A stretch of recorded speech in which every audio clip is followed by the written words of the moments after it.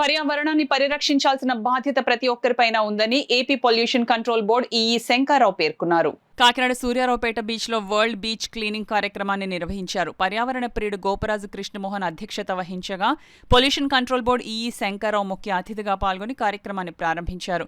కృష్ణమోహన్ కార్యక్రమంలో పాల్గొన్న వారితో పర్యావరణ ప్రతిజ్ఞ చేయించారు. కాకినాడ పరిసర ప్రాంతాల్లో గల పలు కంపెనీల హెడ్స్ వారి సిబ్బంది తరలివచ్చి బీచ్ను క్లీన్ చేశారు. ఈ సందర్భంగా ఈఈ శంకర్రావు, ఏఈ రామచంద్రమూర్తి, కృష్ణమోహన్లు మీడియాతో మాట్లాడారు. కార్యక్రమంలో పాల్గొన్న వారంతా ఎండను సైతం లెక్క చేయకుండా బీచ్ను క్లీనింగ్ చేశారు. ఈ కార్యక్రమంలో లయన్స్ క్లబ్ మనం, లయన్స్ క్లబ్ శ్రీకారం, Lions club stars Prasad Naidu, all is well, rotary club president Bujji, NCC, NSS వాలంటీర్లు, పారిశుద్ధ్య కార్మికులు తదితరులు పాల్గొన్నారు. కార్యక్రమంలో పాల్గొన్న వారికి స్నాక్స్, డ్రింక్స్ పంపిణీ చేశారు. Beach cleaning day every third Saturday of September ప్రతి సంవత్సరం కూడా జరపడం జరుగుతుంది. ఇందులో ముఖ్య ఉద్దేశం ఏంటంటే clean beach represents clean aquatic life. మనము ఈ బీచ్లో ఆహ్లాదం కోసం వస్తాము. ఈ ఆహ్లాదంతో పాటు మనం ఏదైతే ఈ బీచ్లో వాడే ప్లాస్టిక్ కానీ లేదా ఇతర వస్తువులు ఎక్కడ పడితే అక్కడ పడేయటం వల్ల ఈ టైడ్స్ ముందుకి వెనక్కి వచ్చేటప్పుడు ఈ బీచ్లో ఉన్న ప్లాస్టిక్ని లోపలికి సీలోకి తీసుకోవటం, తద్వారా ఏదైతే సీలో ఉన్న మెరైన్ అక్వాటిక్ లైఫ్ స్పాయిల్ అవుతుంటుంది. ఈ ముఖ్య ఉద్దేశం, ఈ కార్యక్రమం యొక్క ముఖ్య ఉద్దేశం క్లీన్ బీచ్ మెయింటైన్ చేస్తూ ఏదైతే ప్రజల్లో అవగాహన క్రియేట్ చేసి ఈ మనం వేస్తున్న లిట్టర్ తర్వాత మనం వేస్తున్న ప్లాస్టిక్ మెటీరియల్ క్లీన్గా ఉంచుకోవడం వల్ల ముఖ్యంగా మెరైన్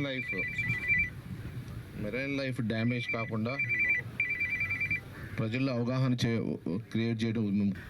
మా వరకు సార్ చెప్పినట్టు ఒక్కరోజుతో బీచ్ క్లీనింగ్ ఆపటం లేదు.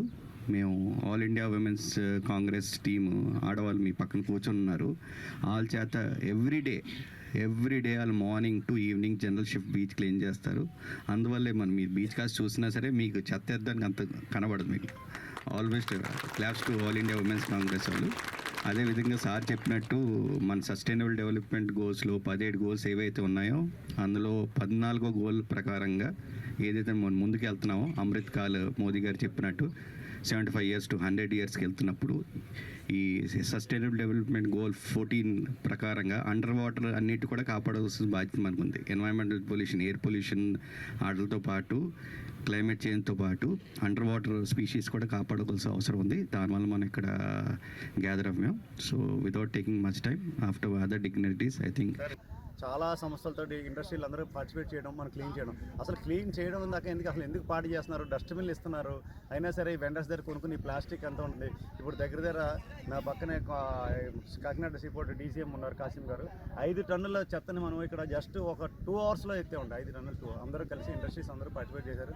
ముఖ్యంగా పొల్యూషన్ కంట్రోల్ బోర్డు వాళ్ళు ఆధ్వర్యంలో ఈ కార్యక్రమం చాలా బాగా జరిగింది. ఈ కాలుష్య నియంత్రణ మండలి అనేక కార్యక్రమాలు చేస్తున్నారు. అందులో భాగంగా మనం రీసెంట్గా కూడా మనం చెప్పుకోవచ్చు. మన ఈ శంకర్రావు గారు ఒక మంచి ప్లాన్ చెప్పారు. వినాయక చవితి సందర్భంగా మనందరికీ మట్టి వినాయకులు ఇస్తున్నాం, మామూలుగా పట్టుకెళ్ళిపోతున్నారు. అలా కాకుండా వీటిని ఇంట్లోనే నిమజ్జనం చేసేలా అలవాటు చేద్దామని చెప్తే ఆయన ఐడియాని నేను తీసుకుని ఆ విగ్రహాల్లో మన బెండ విత్తనాలు పెట్టి అన్ని స్కూల్స్కి దాదాపు ఒక 12,000 విగ్రహాలు ప్రతి స్కూల్కి వెళ్ళి వాళ్ళకి అవేర్నెస్ ఇచ్చి ఇంట్లోనే మెర్చ్ చేసేలా చేసాం. చాలా వాటిలో స్కూల్ నుంచి మనకు ఫోన్ వస్తున్నాయి, స్కూల్లో విత్తనాలు కుండీలో నిమజ్జనం చేశారట. ఇలాంటి కార్యక్రమం చేయాలి. ముఖ్యంగా ప్రజలందరికీ మనం చెప్పేది ఏంటంటే ఒకళ్ళు శుభ్రం చేయాలి, పర్యావరణాన్ని కాపాడాలి. మనం చెప్పడం ఏంటి, మన ఆరోగ్యంలో మన భాగమే పర్యావరణాన్ని కాపాడడానికి అందరూ చర్యలు తీసుకోవాలి. అందువల్ల ఇక్కడ చాలామంది అన్ని ఇండస్ట్రీస్ కాకినాడ నుంచి వచ్చిన వాళ్ళందరూ పార్టిసిపేట్ చేశారు.